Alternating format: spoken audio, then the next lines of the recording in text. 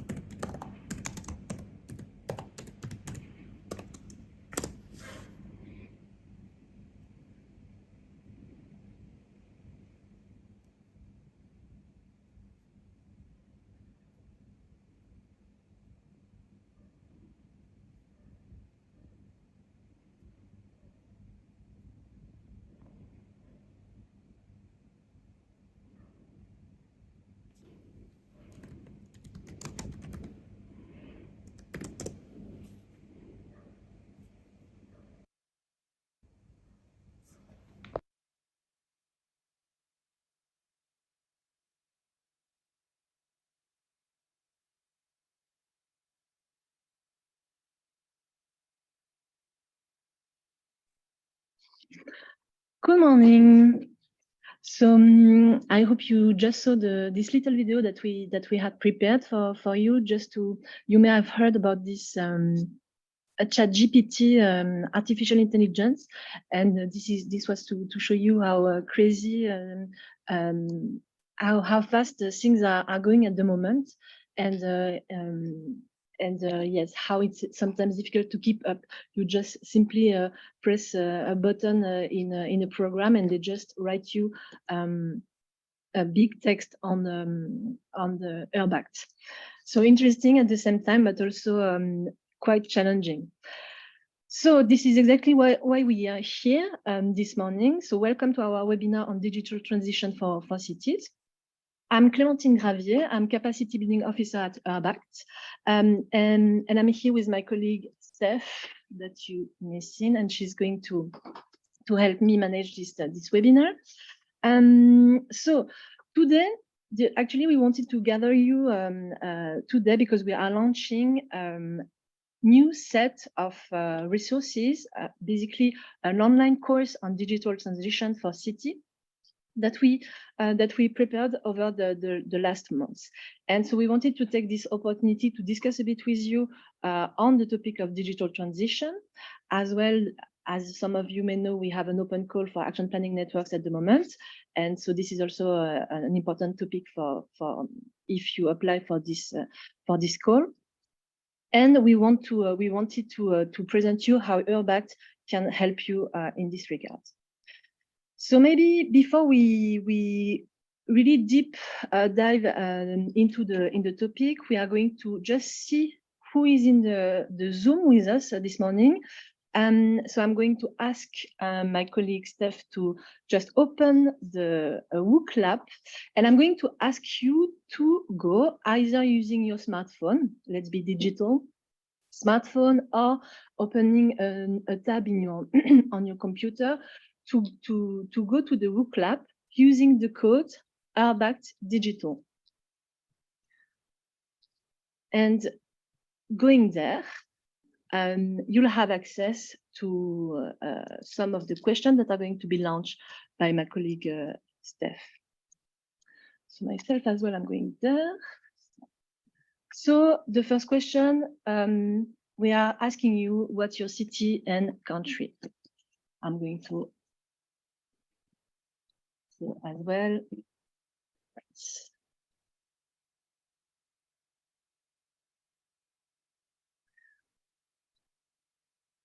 Okay, and can you maybe share the results, Steph?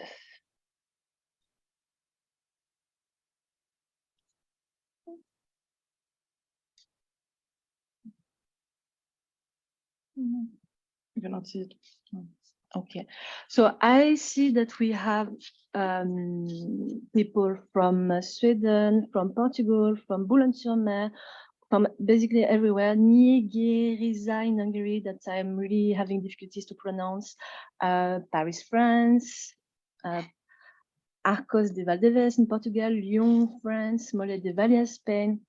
I guess Urbactlandia. I guess there are some probably new faces and old faces that are joining here today, because some of the cities I know, but some of the cities I think this is the first time we have them on board. So this is nice. So maybe we can move to the next question, Steph.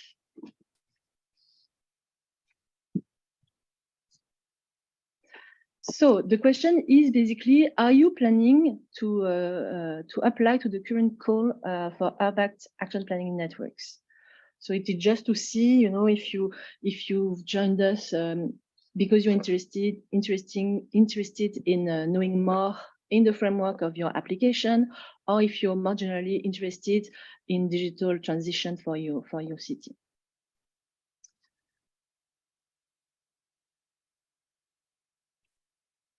Okay.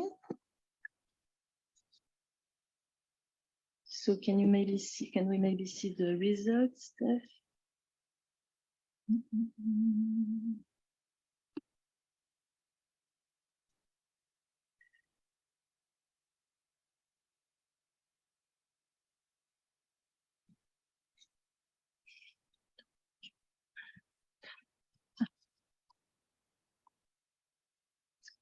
Maybe I'm not sure this. I'm not sure this question is working, actually. So maybe what you can do is just use the chat to say yes, maybe, or no, because I think the book club question is not working properly. It's here. It's here. Yeah. But only 4 people have replied. Okay. For now, it's a bit balanced between yes, maybe, and no. So okay, let's move on. I think this is all the question we have for now, Steph. Yes, and let's move on with our presentation, and let's deep dive in the topic. Okay, so if you can come back with me on the Zoom and in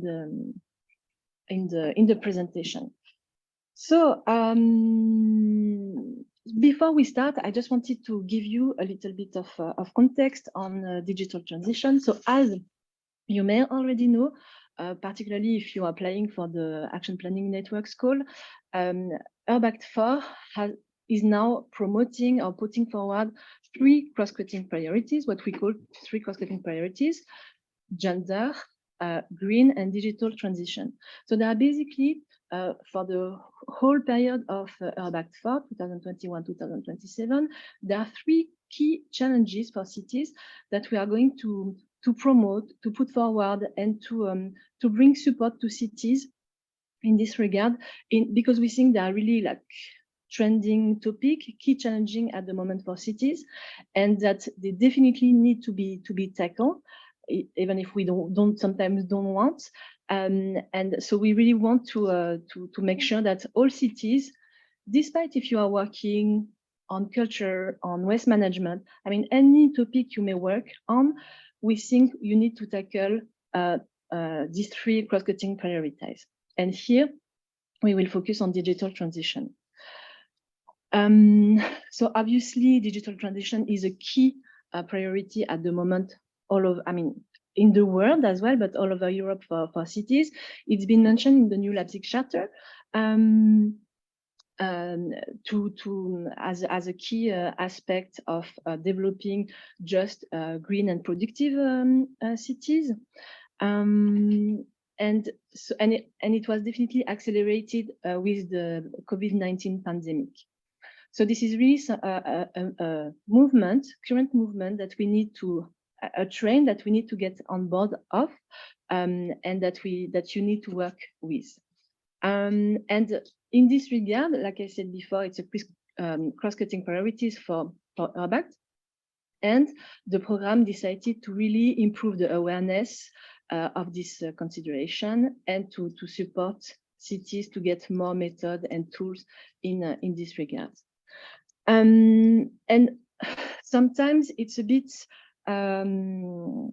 difficult to know exactly what it means, because what is exactly digital transition? It goes, in our opinion, it goes beyond only smart cities, because we see indeed this big frontrunner cities in Europe that are really leading on this topic, even countries that are leading on this topic.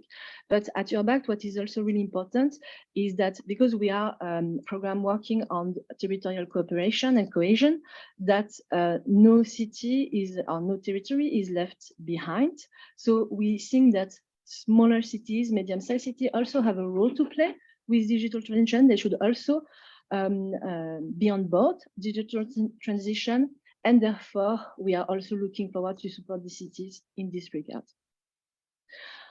So you may already be wondering what you are doing here and why, why actually digital transition is interesting for you. We are coming to that, but before that, just when we speak about digital transition, digital solutions, what do we speak exactly about? We speak about a language that is sometimes hard to understand.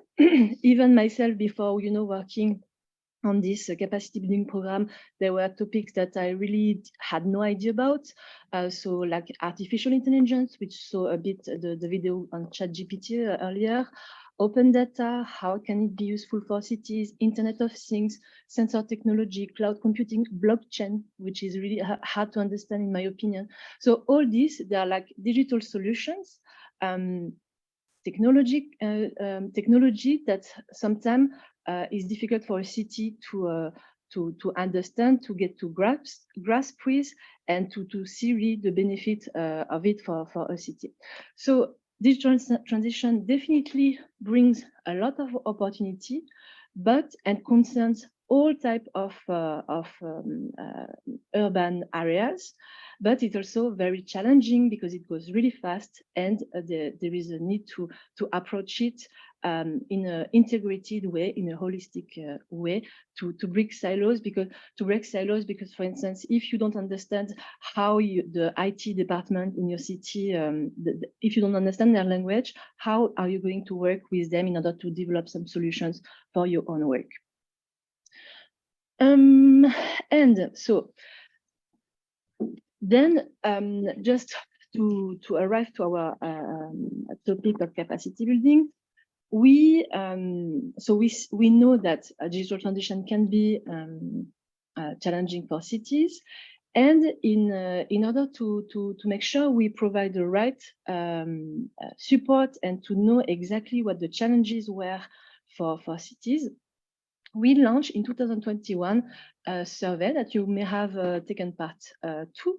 We asked cities within the URBACT community involved under URBACT 3 to answer some of the questions in order to really identify the challenges. And 70%, as you can see on the slide, 70% of the survey respondents said they consider their city as being a newbie in terms of digital transition. Unlike 30% of respondents who consider their city really as being a pioneer. So here, now what we have some capitalization project that my colleague Stephanie is working on called Take Place. which is maybe more intended to that digital pioneer cities that have already some experience in there. But here, what we are going to tackle is what we call digital newbie, or city practitioners who are not feeling completely comfortable with the topic.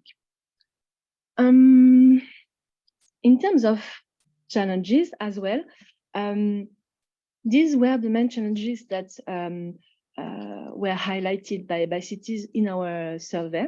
So that city staff sometimes feel threatened by tech. There is a lack of skills of knowledge on digital transition. That as well, some resources are needed for infrastructure. If, for instance, if you want your cities to have the fiber or high-speed internet, then you need to do some investments.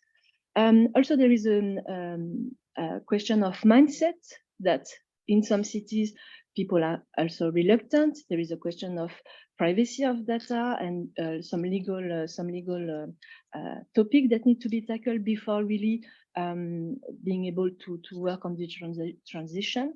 And also there is the fear of robots that basically, pushing for more technology will make some work disappear, and there is also this fear. So definitely cities feel they have all these challenges that they need to work around in order to really understand what they can do and what are the really opportunities for them. And definitely, I mean, when we had this survey, we definitely saw that there was a need for capacity building, and that cities were interested in getting support from URBACT in this regard. So here we saw that we really had the opportunity to develop a practical hands-on capacity building program, and also having the URBACT community of cities. URBACT was a really good place for exchange of practices between cities, some cities that have already made some experiments and cities that are willing to learn a bit more and to exchange good practices. So just to before we have a look, so after this survey, basically in 2022, we work with a very nice group of 3 URBACT experts on digital transition that are going to show their faces in a while. So we have Alisa Alitivlasic from Croatia, Alison Partridge from the UK, and Sandra Renero from Italy. And so we worked very hard, I must say, over the past months to develop this online course, and they are going to show that to you. But before I give the floor to them, we are going just to see some teaser of the online course. So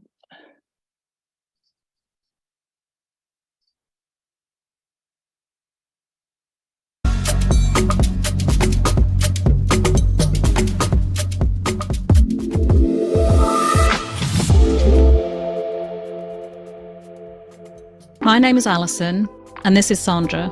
And I'd also like to introduce Elisa. Whatever our personal views and beliefs might be, there is no doubt that tech is here to stay. We're going to try and help you understand some trending tech terms and topics which we believe are important to cities. Internet of Things, 3D printing, artificial intelligence, mind-blowing, virtual reality or VR, augmented reality, blockchain, mind-blowing, robots, drones. Are you still with us? I will talk about how digital tools can help us cope better with today's challenges related to climate. Trains, buses, cars, airplanes, waste management, Resource efficiency, sustainable food systems. Tech can be a source of environmental damage, mind-blowing. Have a look at the city use cases.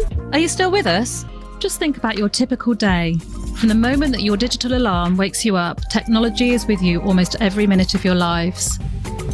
First, showcase your digital capability, How tech can be used for the greater good. and perhaps you could adopt a people or human-centric approach. Cities are at the forefront of bridging the digital divide. Is your city like this? Encourage social interaction and mental health. Digital twins use 3D modelling, virtual reality, and IoT network. Domotics or home automation, bear with us a little longer. Education systems are stepping up to provide digital content and skills to learners.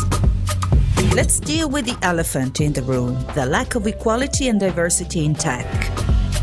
We'll talk about the ongoing application of modern technologies by governments aimed towards greater transparency, efficiency, and cost-effectiveness of public services.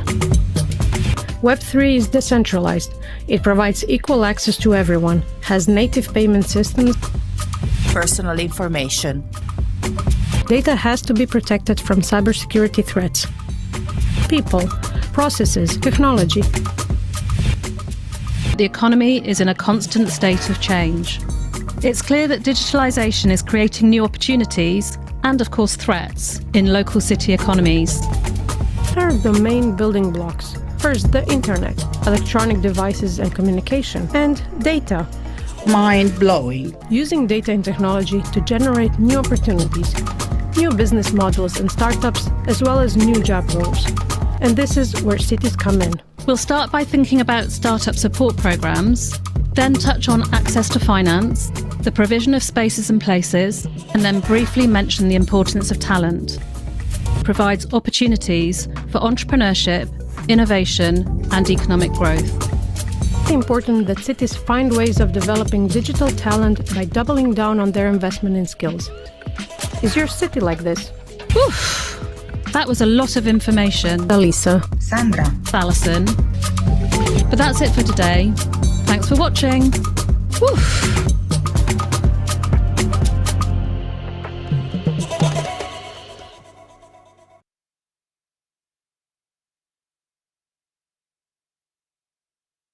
Okay, so let me just stop this sharing. So that was a little teaser of the online course, and you are going to see the real faces of Alison, Sandra, and Alisa, who use their avatars for this online course. But maybe just before I give you the floor, Alison, Sandra, and Alisa, we go to the last. I mean, one of maybe not the last, but the following question on WooClap. So if you can go back to WooClap, then we have a question to ask you. So you can go to WooClap and use the URBACT digital code, which Steph shared in the chat, and you can answer if you how do you feel when it comes yourself to digital transition? Do you feel like a dinosaur, so basically a newbie you don't really know a lot about? Catching up, so intermediate, there are things that you understand, but basically you still need some support. Or are you a pioneer and you have a lot of experience already to share?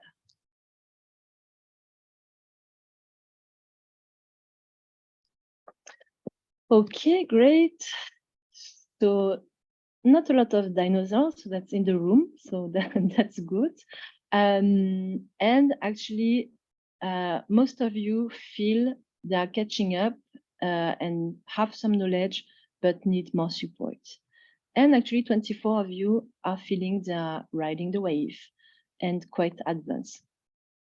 So that's great. I think maybe we got an idea of how the audience is looking like. So let's I give you the floor now, Sandra, Alison, and Alisa. Thanks, Clementine. Hi, everybody. Great to see you. Well, we can't see you, but great to have you with us today. And yeah, what we're going to do now is we're going to run through the actual curriculum that we've developed. And what we've done is we've tried to think about all the different types of challenges that URBACT and other cities in Europe face. And we've tried to think about how technology and digital tools interface with those challenges. And we've developed quite a short, but hopefully quite a comprehensive training program, which will take you through all the different types of challenges in cities. And you may choose to only look at one or two of the things that are in there. You can go all the way through. There's no particular order. It's a very flexible, modular curriculum that we've developed for you. So we're going to go the risky route. Always good to go the risky route. We're going to do a live demonstration of the course that we've developed. So can everybody see that? Can my fellow panelists tell me you can see that? Good. So this is what it looks like when you go into the Moodle. So we've put this onto an open learning platform called Moodle. And the URL is at the top there. So it's basically moodle.urbact.eu. And for today, we've set up a guest access that we'll share with you at the end so that you can have a login and have a play. But basically, when you first go into the Moodle, you type in the URL, you scroll down to the bottom of the screen, and you can apply for your own login. And then you can come and go as you please once you've got your login. But today, you'll be able to have an opportunity to play as a guest. So I want to stress before we start to show you the content that this is not designed for your tech teams. It's not really designed for ICT people. It's really designed for bulk standard city practitioners and politicians who are dealing with the day-to-day, whether or not it's in social care or economic development or youth or urban planning. Those are the people that we've designed this curriculum for, because we're conscious that whilst you're specialists in your policy area, you may not really understand how it relates to digital. So what we're trying to do is to help you understand how digital is relevant to you and how what you're doing is relevant to the tech and digital world. So I'm going to click in now into the main modules. We've got 6 modules as listed on the screen. So we've tried to, as I say, cover what we think are the main kind of policies areas that cities are looking at. And the first and the last module are kind of cross-cutting. So the first one is a series of definitions around technology technology terms. And the last one is around agile city leadership, but the others are sectoral programs. So if I click into this first demystifying tech module, it starts with a video using the avatars. We thought we'd go down the tech route and use avatars and not travel. So that's been an interesting experience. So there's an 8-minute video, and in the video, we define these 8 terms. We call them the essential 8. Now, it's really been a really interesting process, because when we started to design this training program, things like ChatGPT weren't even around. So already, we're needing to move forward. But what we've done is we've taken 8 terms that we think will be really relevant and useful for city practitioners and politicians. After the video, we have some further definitions of the different essential 8 terms. So for each of the terms, we have a definition, and then some examples, and then a little card for you to use to think about how your city might use this technology. Then we have, just going back to the top, then we have a glossary for each of the terms that we've listed. So a few more terms that we think might be relevant for you. And then there's an extra file there for announcements. So I'm going to pass over now to Sandra, who's going to talk us through the digital environment theme. Thank you, Alison. Hello, everyone. When we talk about environment and climate change, I think this topic is not only one of the 3 cross-cutting topics of URBACT, but really the only policy that the European Union has set very specific targets and indicators, which is to become carbon neutral by 2050 and to reduce emissions by 2030. In addition to that, to protect the environment, the biodiversity. So when we talk about digital environment, especially in urban context, we deal with all manifold number of actions that we can do and sectors that are involved in this. So as for the demystifying tech we start with a video where we try to summarize in a simple way, so basic one-on-one topics that concern digital tools that can somehow facilitate the climate actions and protection of the environment. Also making sure that it's not the digital is the solution for environment, but sometimes it can also damage the environment. So this is something we need to pay attention to. And then also to facilitate, we have some use cases. The use cases which are also in the other modules are very short examples of cities in the different sectors and how they use, for example, in transportation rather than food, rather than security and biodiversity, energy, and so on, how they actually tackle specific issues of environmental type. And then at the end, we also provide a couple of case studies, city case studies, in particular Vienna and Albertslund. Sorry to pronounce it. My Danish is not very good.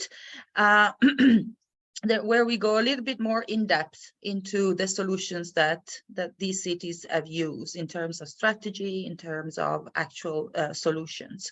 And then as we also wanted to give you something that you can actually do back when you gain all this knowledge and information, some very simple tasks.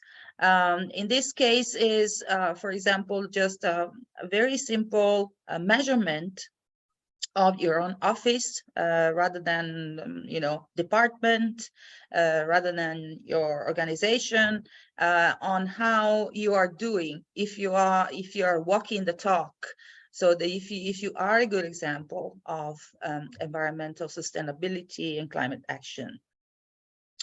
And that's it for the digital environment. Digital society is another aspect. Of course, our life is really becoming more and more digital in all respects.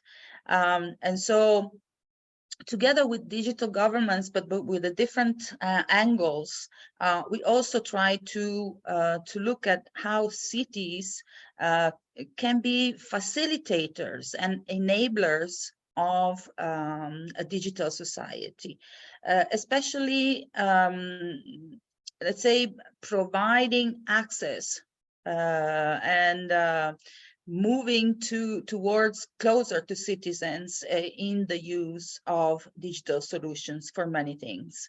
So in addition to the video, we also have the use cases that span from education to inclusion, to, for example, pieback libraries, how they can use technology to improve the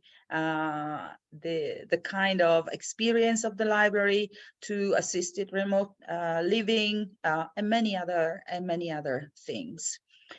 We also provide, as in all modules, case studies. In this module, we have 2 case studies from 2 URBACT cities, so Saint-Quentin and Tallinn.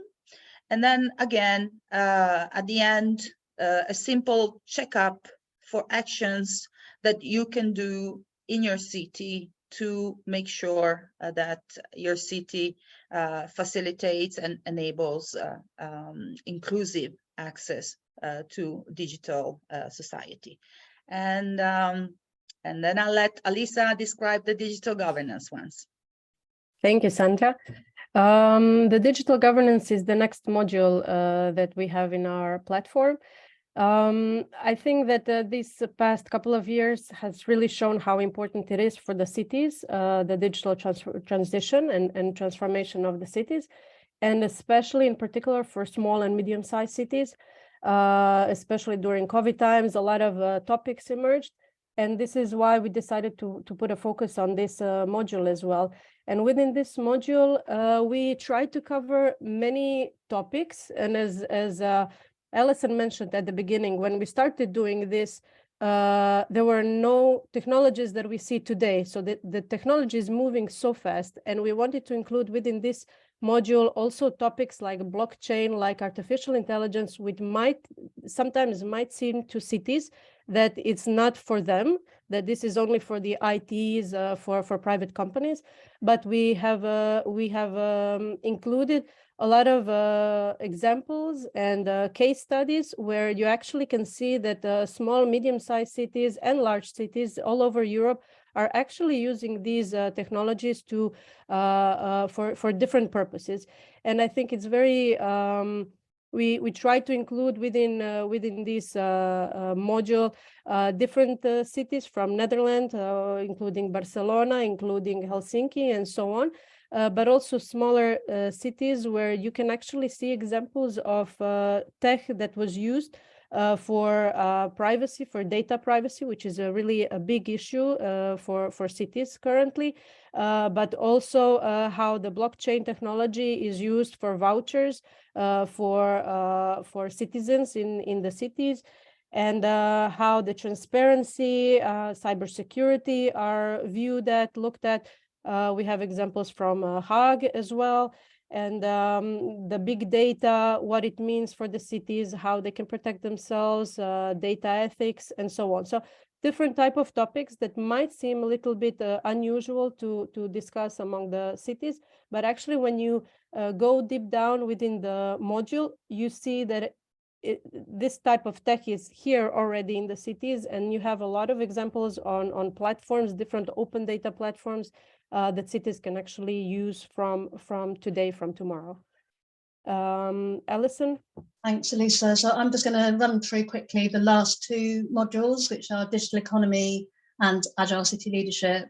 So digital economy is very slightly different in that we're looking at supporting cities to actually grow digital economies, acknowledging that digital and tech really contribute to the potential for innovation, growth, and job creation and increased productivity in Europe cities.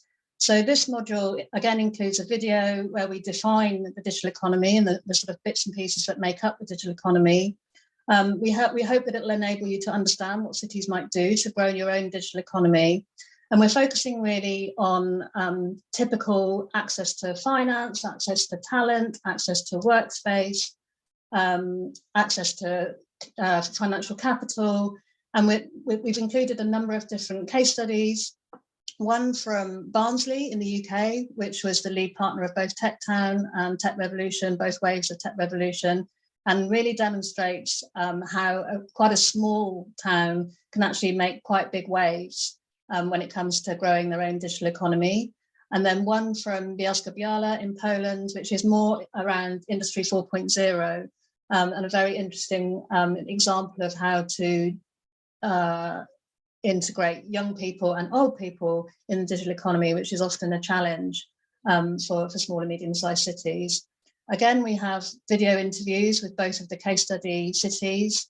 Then we have quite a detailed glossary of digital economy terms.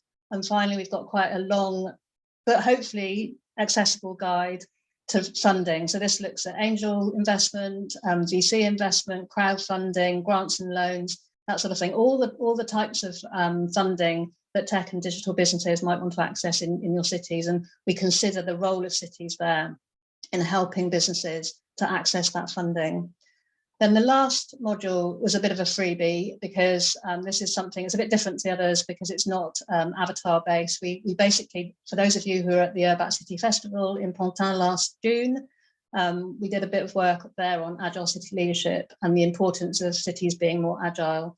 So this is simply a video compiled at the festival all about agile, and I'll talk a little bit more about that later in the sort of expert corner.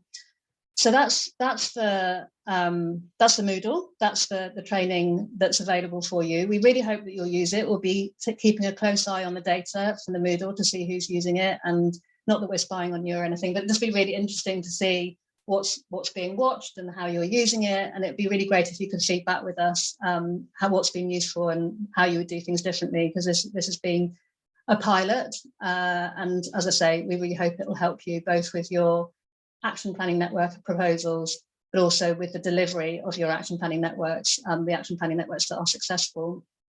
So we're going to pause there and go into a question and answer session. And then we've got a short panel conversation just to dig a little bit more deeply into the themes and to help those of you who are preparing action planning network proposals to think about how you might think about digital in your own application. So I'm going to stop sharing my screen and see if there are any questions.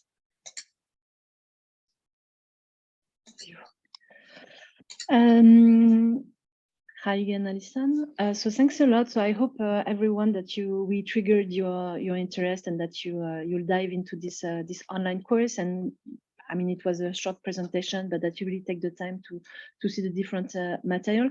I mean, there were not so much questions for now, Alison, but maybe just to answer live to one of the question. I mean, a technical question. Alison was accessing through a guest access, but you'll have to register to the course. So at the end of this webinar, we'll share the link, and then you just have to you know, like insert some of your details, name, email address, and so on, and then you'll be registered to the online platform, and you'll have access to all of the material. Yeah, I mean, just I will wait if you see to see if we have some question, but just to go back as well. So in terms of so obviously we hope that this content will be useful for cities applying to the action planning network call. So you still have a few weeks before the submission of your application. So we really invite you to have a look. You don't have to watch everything. You may, you know, like pick the things that are more interesting, the most interesting for you, or like if you are particularly particularly interested in one city and are curious about to know more about the city, we invite you to really pick and choose what's interesting for you. And also for cities who are not planning to apply to the call, really we hope that this will be a very good basis for you to consider how to make the most of digital transition. So do we have any more questions? I don't think so. So maybe, I mean, really don't hesitate to share your questions on using the question and answer button. But then I give you back the floor, Alison, Sandra, and Alisa. Thank you. It'd be great to see any comments as well. Always keen to have feedback so we can learn from your experiences. So we're just going to spend another 10 or 15 minutes now really thinking about how digital and technology tools might be relevant to different policy areas in your cities. So we will draw from some of the content in the modules, but this chat now is really designed to help you with your action planning network proposals. So what we've done, I went through the partner search, the URBACT partner search, to have a think about the different themes that everyone is sort of putting together their action planning network proposals around. So we thought we'd just dive into different themes that are in the partner search and think about how the content of the training program might be relevant to anybody who's trying to prepare an action planning network in that theme. So I'm going to come to Elisa first. So if we think about governance, let's say a city or a network is leading a project or a proposal around participatory governance. How might they embed the digital cross-cutting theme in their action planning network proposal? Okay, so if the city is leading a project around participatory governance, I think within our modules, the society module and the governance module, they would find it really helpful with concrete examples on what to look for. I think there are many advices also within our videos of city case studies, for example, on Tartu, their deputy mayor mentioning on how some digital tools can be used for citizen participation. He made an excellent point at one point saying that there are so many open platforms that cities can use that are ready-made and everybody can use their open data. So do not reinvent the wheel. But just go and look for what is done. And I think we also have a good example within our city use cases for Barcelona that used for many years an open platform to just raise the engagement of citizens. And after they came to one level where they have a really high engagement of their citizens, they started creating their own platforms and then pushing it even on a different level. But also, I think, as a cross-cutting topic, even for the cities that are not maybe using, doing particularly the participation of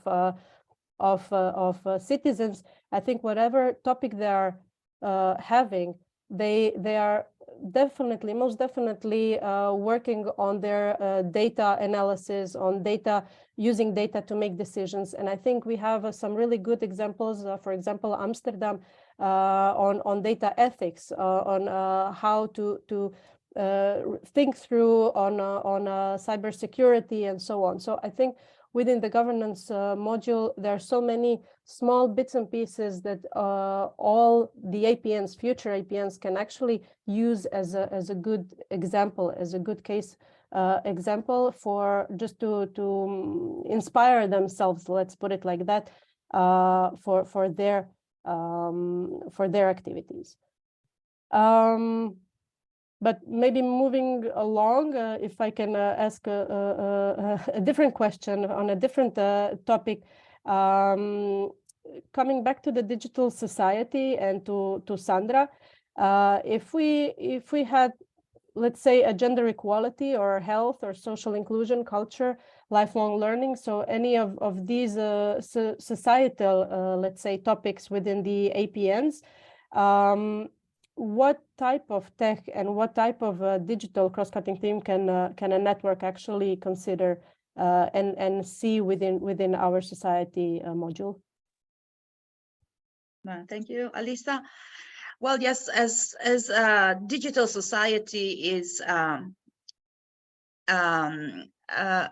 something that we are actually living in, okay, maybe when we think about these terms and also how can this term can be included or interpreted in urban networks, is I think that amongst many different terms that we use in the video, maybe the most relevant one is people-centric or human-centric, which is something that is important in all the different dimensions of sustainable and integrated urban development.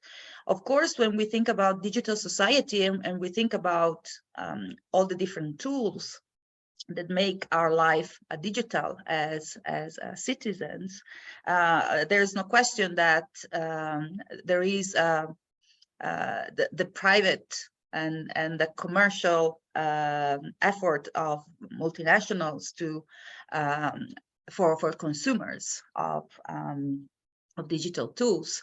And so what is the role of the city in this world? The role of the city is to facilitate and grant access to all citizens, irrespective of the gender, health, age, social status, economic status, but also to become an educational city in terms of how we ride the wave of digital society. And in the videos and also in the use cases, we see that cities actually take up this role. In terms basically of public services and how public services of all kinds, but let's think about health or social services rather than other general services that the cities provide, can leverage on digital tools. For example, we have examples from the use cases on how cities use chatbots to provide basic information to citizens, and that allows them to ask basic questions and to be more efficient in the answers. But we also have examples that, for example, in the field of education, how public libraries in many cities around the world, around Europe, they are providing a new experience using, for example, virtual reality tools. So that the whole experience, we know that the libraries are changing in the way they provide knowledge. And also, there are very specific sectors that can benefit. We're talking about health, for example. We're talking about remote assisted living. We know that this is more for the health authorities, but cities can actually work with health authorities. Cities can also work in terms of social services and inclusion. For example, for aging population, fighting especially issues of mental health, isolation. So they can also promote activities that include the use of digital tools. There are many apps that help people overcome isolation. They're also a very important aspect of the cities that is the, as I said already, the educational. Cities, of course, connect different stakeholders. And we see an increasing number of Fab Labs or innovation hubs collaborating with cities, providing also non-formal education on technology, on coding, on robotics with schools, for example, and also promoting the take-up of STEM subjects or specialization, for example, for women or for other backgrounds. So these are just some examples that basically refer to being people-centric, be inclusive, value diversity, and also sometimes, like in the case of San Quentin, is like, you know, the mountain going to Mohammed is like moving to where citizens live, just to help them access digital services through a bus and going to the neighborhoods and supporting that. So I think these are just some examples. There are many more that you can find, but these are just maybe some inspiration about those networks who work on inclusion, cohesion, and digitalization. And I think many of the things that I said, they are also very connected to the economic development. So I know, and we have seen that many networks are looking at the many different aspects on economic development, so digital economy. So maybe what can they look at, Alison, if they are trying to tackle the way that cities can promote and foster digital economy? Thanks, Sandra. I'm just thinking in terms of themes, is it worth us also having a quick think about urban planning? Because I think that's something we haven't quite picked up. Before I go into digital economy, I mean, you know, there's quite a lot of networks thinking about regeneration and the environment and climate change. So what could they do with the digital environment module to feed into their action planning network proposal? Yeah. I think there are many examples, but I think in terms of urban planning technology, there are some examples also in the digital society that apply to urban planning. You know, the digital twins, we've talked about this briefly, and probably you've seen it on the short video at the beginning.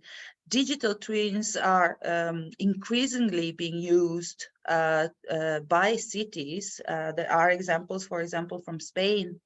There are many examples, but we have seen a whole number of cities trying digital twins, which replicate real environments and urban environments, and where you can test changes of urban development. You know, it could be like in the case of Spain, that it was about creating an accessible route for the elderly and a safe place to move around the city for the elderlies, but it can really be used for participatory also urban development. You know, you can take any challenge in the urban environment and use digital twins to plan and to see and to simulate what the results are. If I can maybe just jump in a little bit, I think also when we talk about the climate change, when we talk about the environment, we usually think immediately of smart parking and this type of city eye, and like these 2-3 examples of using IT to help. But actually, if you, within our module, within our environmental module, we have really a lot of examples as city use case examples where besides the urban mobility, where there are different type of apps, of course, apps that can be used to reduce driving, to reduce the carbon footprint and so on. There are also many examples where tech is used for waste management, where it's used for saving on food waste, which is also a very big issue when we talk about the environmental challenges. We have Czech Republic using in Prague some energy efficiency, using tech for energy efficiency for their building systems, for how they manage the energy and the savings and so on. So there are a lot of examples within the city use cases. There is also a very good example of Vienna, where they actually integrated environment within their smart city strategy framework. So they integrated one topic with the other topic, and you can see many examples of different projects that they are actually using, let's say, cross-cutting as well, because it's never that one topic excludes the other topic, especially when we talk about the digital. Also a little bit jumping maybe from the environmental module, going back to the governance module, when we talk about use of all these data, because cities, when you look into your cities, sometimes the small cities, the medium-sized cities, actually take a lot of data from citizens and from different areas. And many times it's just how you use this data and for what you are using this data. So sometimes it's good just to go back to another department within your city and see, okay, what data do we take here in the city? Okay, maybe we can use this APN, this network, to take this data that we already have and just use it for a benefit of a particular project for the environment. When we look at the environment, Tartu, take as an example for urban planning, they're using citizen engagement, they're using some open data platforms to upscale the urban planning within their cities. And you can see this also from the video of a case study from module on the governance as well. So I think it's a bit of a cross-cutting as well when we talk about this, Alison. Great, thank you. And I think, am I right, there's a question in the Q&A, how can a small city use digital transition in a project that aims to assess the levels of pollution in a city? That's it. We have a city use case on that, don't we? Level of pollution, yes, we have a level of pollution. I need to think now exactly where, but it's definitely within the city use cases in our environmental module that we have an example of this. I think it's, if I'm not mistaken, it's Alba Iulia in Romania. They are using tech to tackle this topic. So definitely have a look on the environmental module, have a look on the city use case studies for an inspiration, for an example, and then move forward from this part. Right. Yeah, and if I may add also in the environment module, there's also the issue of urban green infrastructures. That's another topic that is very important, because when we talk about the green infrastructure or the nature, okay, in cities, you know, we have many green infrastructures. That could be the rivers, that could be parks, that could be urban gardens. So there are examples also of how technology can help support redesigning green infrastructure in cities or preserving green infrastructure in cities. Right, thank you. So maybe now I'll think about a little bit about the economic development theme. So there's quite a lot of action planning networks or potential action planning networks considering economic development. So as well as looking at the digital economy module, I would also advise you to look at the demystifying tech and agile city leadership modules, because they're relevant for all different policy areas. In the digital economy module, it is slightly different to the other two. It isn't all about using tech tools to build digital economy. It's about how to build a digital economy. So we're looking at the different components of a digital economy, all the different parts of an ecosystem that need to come together to build a city economy. And we're looking at what the role of the city is, because quite often digital economies will build themselves, like entrepreneurs, innovators will build businesses, and organically a digital economy will develop. So then you have to think about what the role of cities is. And for me, the role of cities, this is what we explore in the video, the role of cities is to help digital companies to start, to grow, to access talent, to access workspace, to access support, and to access finance. And those are the different themes that we work through in the digital economy module. So we bring in some really interesting examples of pre-acceleration and acceleration programs, of mentoring, of coaching, and these are relevant whatever the sector you're looking at in terms of digital economy. So you might be looking at the development of a blue economy around marine, you might be looking at the development of a green economy around climate tech. And in the digital economy module, we've also got a glossary of all the different sort of tech verticals, if you like, the sectors that operate within tech and how tech cuts across them. So artificial intelligence is used massively in the digital economy. And there's some examples there of how AI is used within companies that grow the digital economy. But we really have to think about the role of cities, because in a way, the role of cities is like collaborative leadership and facilitation and enabling a digital economy, but not really creating a digital economy, because it's not possible for a city to create a digital economy without bringing the industry partners and the SME partners with them. So I think that's an important thing to consider when thinking about digital economy. And I think the other thing in the digital economy module, we've deliberately chosen two quite small towns and cities for the case studies. In Barnsley, as I said, was lead partner of Tech Town and then of Tech Revolution. So Barnsley's been recognised in the UK as an URBACT good practice, both for its Enterprising Barnsley programme that we give a little bit more information in the module, and also for its digital media centre.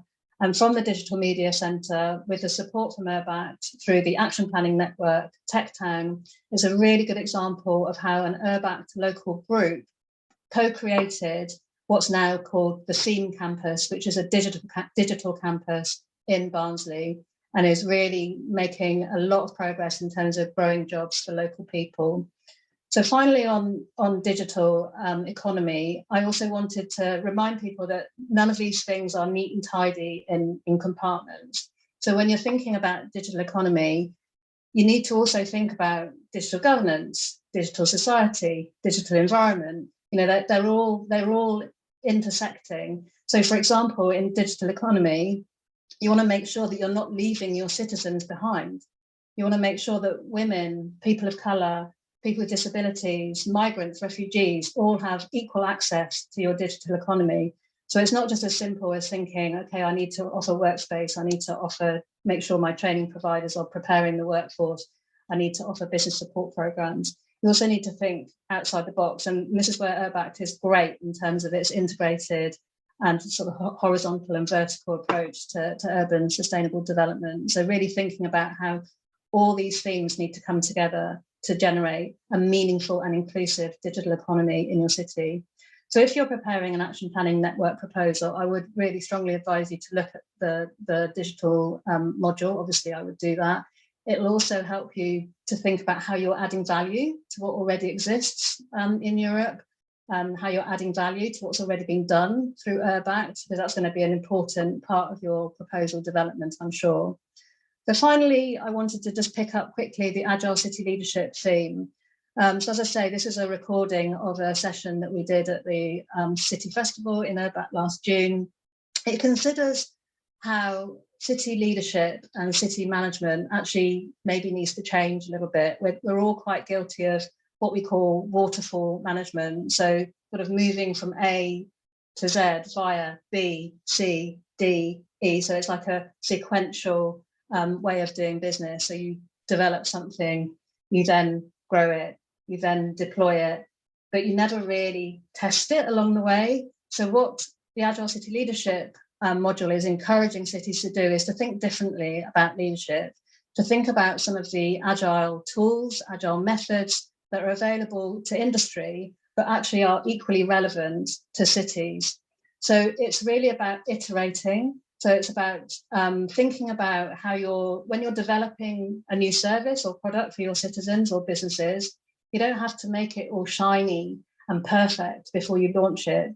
You can launch just a very simple beta testing session where you've literally just something really quick and dirty, throw it up and see what works, gather the data, and then you reinvent, then you iterate, and then you go again.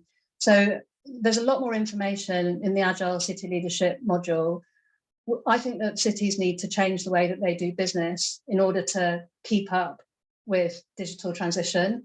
And I think the Agile City Leadership module will help cities think differently about how they do business. URBACT also really helps cities think differently about how they do business. And the small scale actions within URBACT are an excellent example of how agility can be used within cities to test things quickly and accept there might be a degree of failure. So we've actually also included some examples from the first phase of small scale actions in the Agile City Leadership video. So that's very quickly what the three of us think you might want to be thinking about when you're putting your action planning network proposals together when it comes to digital transition. We'll pause there and happy to take questions or comments.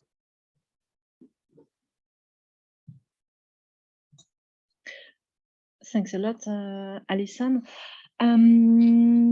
So I just we already have 3 people who registered to the online course. I could check that, so that's good. Welcome to our online course.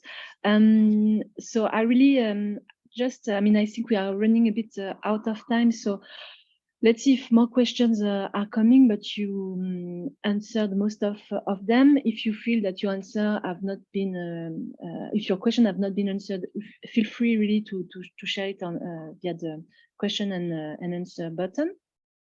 Apart from that, I really just want to reiterate the fact that please, I mean, do if you want to have access to the material, do register. If you have any problem, because it will give you access to the material, but it will also you know, help us get in contact with you. You know, if we at a later point we may do some other capacity building moments, or we organize some gathering. So if you register, then it will be easier for us to get in contact with you and to invite you to this other moment, which will be open. Obviously, if you're part of an action planning network or a future network, you'll have access to them. But this kind of capacity building will also be open more broadly to other cities. So really, please do register. If you have any problem, you can contact myself, the URBACT Secretariat, Stéphanie Weber, and we'll make sure to help you if you have any technical problem. This is a new platform that we are testing with us because we decided to take on board the agile working method that Alison was speaking about. So we are testing it, trying it with you. So really, as Alison was saying before, don't hesitate to share your comments, your technical difficulties with us if you encounter some, and we'll help you. It will be useful for us. Anything you want to add? Otherwise, I will move to the book club and to wrap the webinar up. I think there's one unanswered question, but I'm not sure I quite understand it. I think it might be one for Sandra. I think it's around digital society. Can you give concrete examples of what can be done within the framework of 5, a Europe close to its citizens? Sandra, are you happy to have a go at that one? Yeah, well, I think in a way, there are 2 levels. First of all, I think Lisa already mentioned the governance, and this is very important, and maybe she can give some more examples on that, but also in terms of digital society and human or people-centric services. There are many ways that you can do that to be, to make Europe closer to citizens, but also in itself, especially for those of you who are planning to apply for an action planning network. What's important is really the method URBACT. So the method, which basically includes a group of committed stakeholders that come from different perspectives, and they're actually able to help in an agile way, because URBACT also offers this, possibility for a process where you think and rethink, iterate and reiterate through the URBACT local groups. And I think that per se is a method that you should highlight and value in whatever your topic on digital transition or other issues connected to the digital transition, because only having a multitude of stakeholders that they can actually bring in their experience or their view or their needs, it's possible to create something that is useful from the city perspective, and also for the perspective of people that can actually bring more value to urban planning and also being closer to them. Alisa? Yes, thank you, Sandra. Really good point that you made. What I would like to add maybe a little bit more on that, Europe closer to citizens, I would definitely echo on that, engaging citizens when making decisions in the city. I think it's very important with digital tools, you are only helping a little bit, making the whole process maybe cost effective more and so on. But this citizen engagement in every different topic, whatever topic you have chosen for your project, you should include concrete examples on how you are going to engage citizens in decision making for any type of activities that you are doing. Don't forget that by including your citizens for different topics, not only you are raising this trust that has been, let's say, lost in many cities around Europe towards the local government. So you are raising again this trust because you are now being open with citizens. You are being more transparent with them.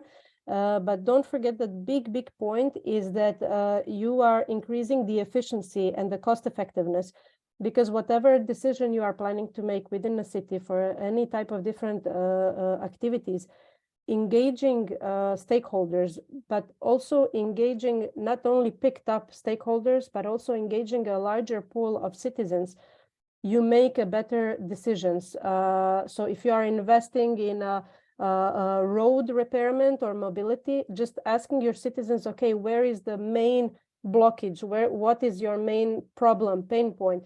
You can focus your funds, and cities, especially small cities, medium-sized cities, have very reduced fundings. And just by asking citizens, you can focus your fundings better in particular. So you are not fixing a road XYZ because you had a plan in your city, but you're fixing a road that actually most of citizens really notice every day, and it's a big problem for them every day. So activities like that can really enhance you being closer as a city, as a public administration, being closer to a city, raising the transparency, raising their trust towards you, but also raising how the public money is spent, while at the same time you are actually saving on the money of the citizens. And all this is really enabled and even more enhanced through different digital tools that can be used.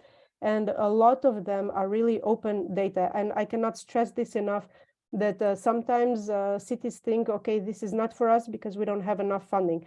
But there is so much out there available that is free to use, that can be freely adapted. For example, Consul platform. It has been used for public, for participatory budgeting by many cities across Europe. And it's an open data. You can adapt it to your city. You can translate it. You can make it however you want to use it. It's all open and free. You can only use your IT person in the city for really cost effectiveness. And then if you see a purpose of it, then you can move a step forward and engage more funding for a different platform. But I think this bringing closer citizens to your city, the step one is open dialogue with them, and then using all this data and then moving forward from this part. Thanks a lot, Alisa. I think that it was a nice final word from you. So I will ask you. So I will first thanks a lot, Sandra, Alison, and Alisa, and really they've done a massive work with all these modules. So I hope you'll enjoy them. So thanks a lot to the three of you, and we'll now move. So I'm wrapping up this webinar, and we'll now move to the WOOC Lab just for two final questions. So can you please join? I think, yes, Steph is sharing the WOOC Lab link in the chat, so you can join us on WOOC Lab. And the question is, when you think about digital transition in your city or in the network you are building, what comes to your mind?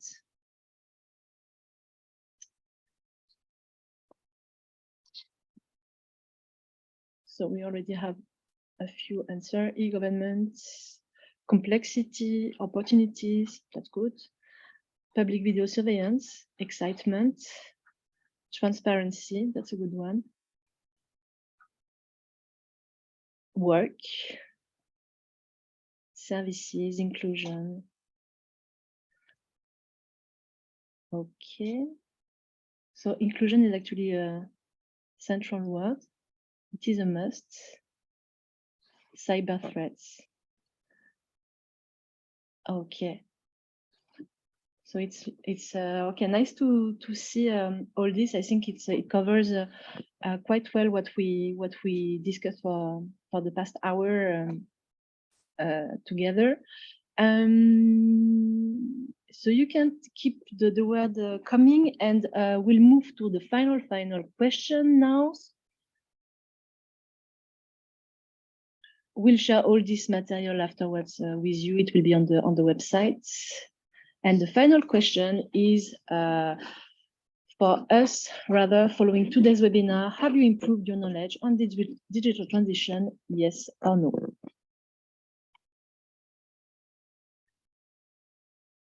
So, and it's more of a evaluation. I mean, to keep track for us and to see exactly how useful it was for them, and as well, if you have any comment, be it in the chat or at a later point, don't hesitate to, like I said, contact us. Let us know if you have any question, if you think as well of some maybe additional module that you could think of that could be useful for you. Really, please don't hesitate to share that with us. Okay, so I think the vast majority of you, it was useful. Maybe for the one it was not useful, I hope it's because you are an expert already, a pioneer in this topic, and it was maybe less useful for you. So thanks a lot. Just okay, so once again, thank you, and see you in another, during another webinar, and also for the ones that are applying to the APN call, lots of best of luck to all of you. The deadline is coming soon, so bon courage, as we say in France, and I cross my fingers to you for you to get approved. So have a nice day, and see you at some point.